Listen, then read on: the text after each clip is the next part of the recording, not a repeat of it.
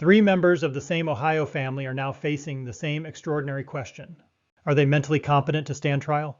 The answer could determine when this case moves forward, how each defendant can be prosecuted, and whether the public will soon learn what really happened inside the small Hamden home where 16 children were discovered. For weeks, the case has been defined by shocking allegations. Authorities said the children had been living in deeply unsanitary conditions. Some reportedly required immediate medical treatment.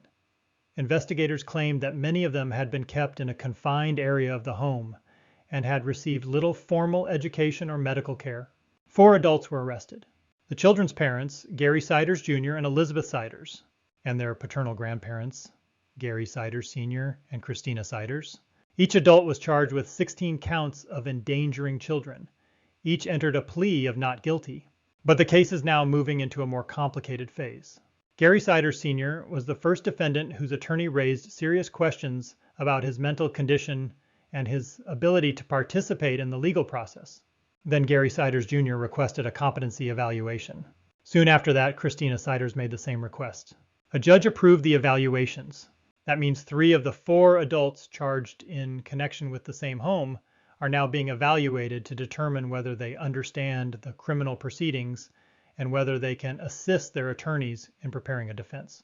Elizabeth Siders appears to be the only defendant who has not publicly requested such an evaluation. That does not mean the 3 defendants have been declared incompetent. It does not mean they have been found mentally ill, and it does not mean they will avoid prosecution. A competency evaluation is not a verdict. It is not a finding of innocence.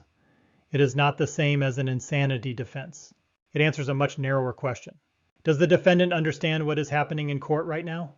Can the defendant understand the charges, recognize the roles of the judge, prosecutor, and defense attorney, and communicate well enough to help prepare a defense? If the answer is yes, the case can continue. If the answer is no, the court may pause the proceedings and order treatment intended to restore the defendant to competency. This distinction is extremely important. A person can be accused of committing a crime and still be found temporarily unable to stand trial.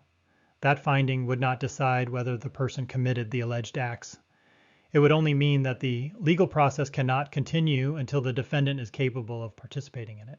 The Constitution requires criminal defendants to understand the proceedings against them. Trying someone who cannot meaningfully participate in a defense could make the trial fundamentally unfair and create grounds for a later appeal. Judges therefore commonly approve an evaluation when a defense attorney presents a legitimate concern. But what makes this case unusual is not that one evaluation was requested. It is that attorneys for 3 members of the same household have now raised competency concerns. The publicly available motions provide very few details about the reasons. That is normal in cases involving private medical and psychological information. Attorneys often ask courts to protect sensitive records, and evaluation reports may be sealed or restricted. Gary Jr.'s attorney reportedly sought to seal documents connected to his mental health. The judge agreed to protect confidential medical material, but did not completely hide the basic request for an evaluation. The public may eventually learn whether evaluators believe he is competent, but the underlying medical information may remain private.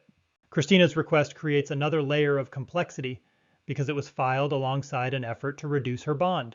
Her attorney presented her not as a violent threat, but as an older woman with health problems, limited financial resources, strong connections to the area, and little ability to flee.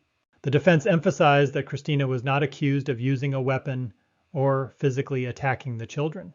According to the argument presented on her behalf, she allowed her son, daughter-in-law, and grandchildren to live in her home.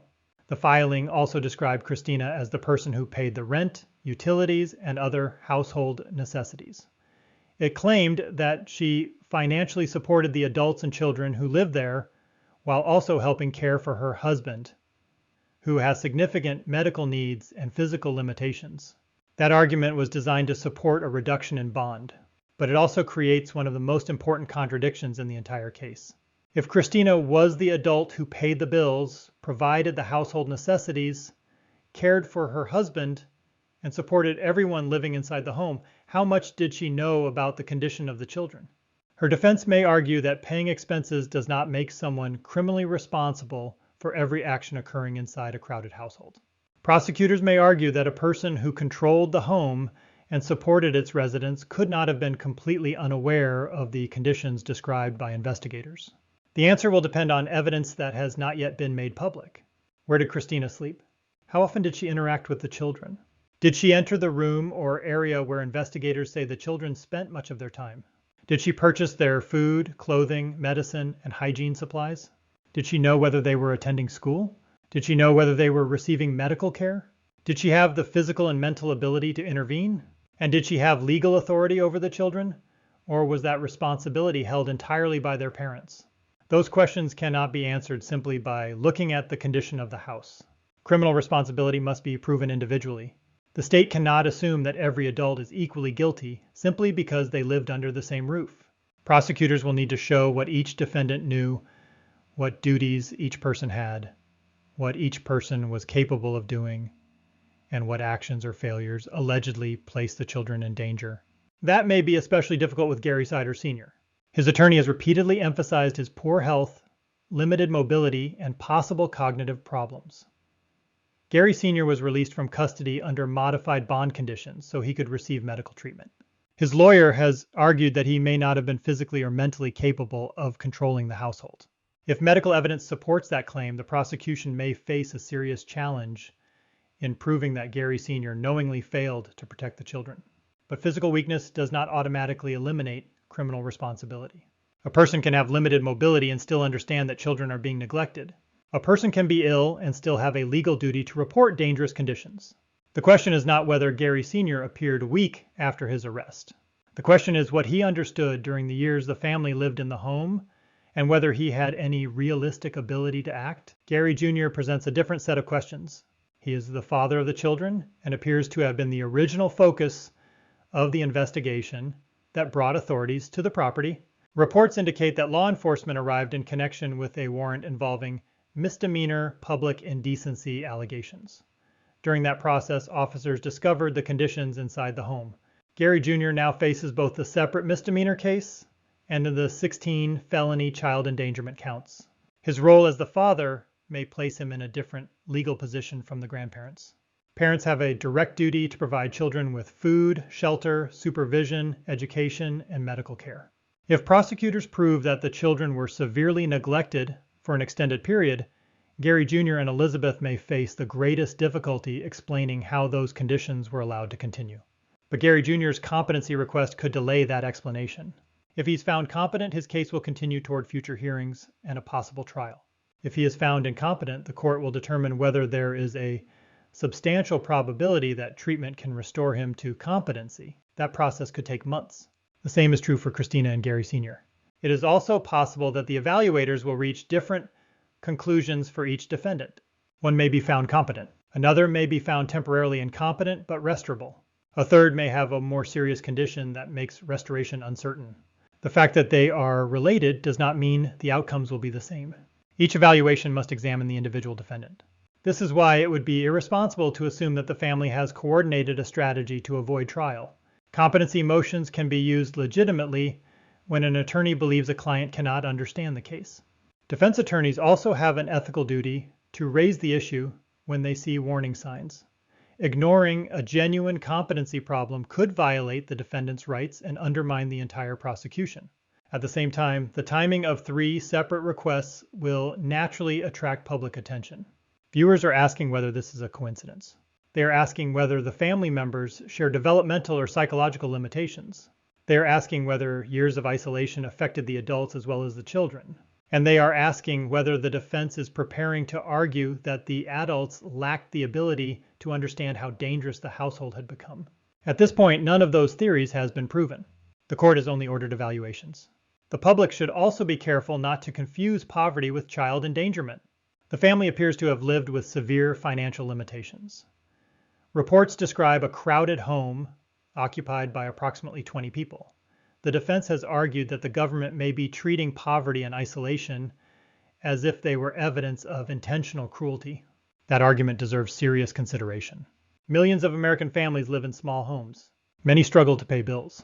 Some cannot afford reliable transportation, regular medical care, or adequate child care.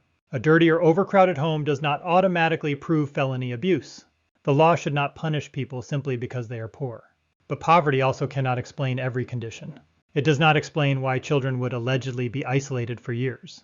It does not explain the absence of schooling if the parents made no legitimate homeschooling arrangements. It does not explain the absence of basic medical records. And it does not excuse adults from seeking help when children become dangerously ill or malnourished. The legal question is therefore not whether the family was poor. It is whether the adults knowingly created or permitted conditions that posed a substantial risk of serious harm. That line will become central to the defense.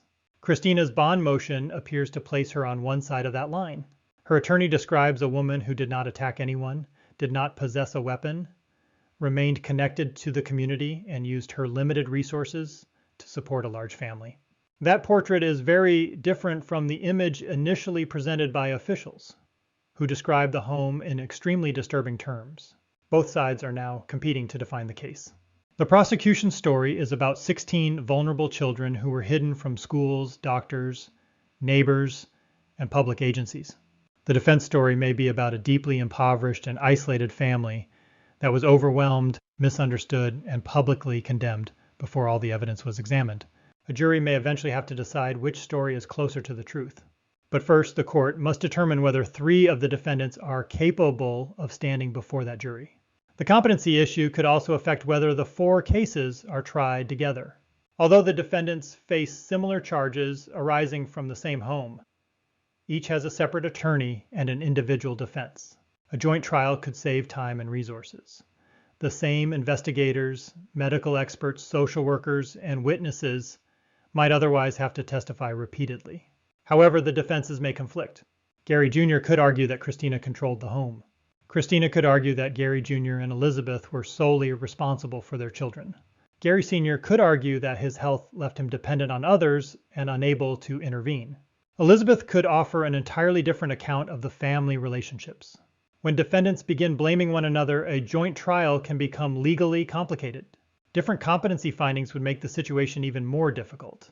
If Elizabeth is ready for trial, but the other 3 cases are paused, prosecutors may choose to move forward against her separately. If one defendant is restored to competency before the others, that person could also face trial alone.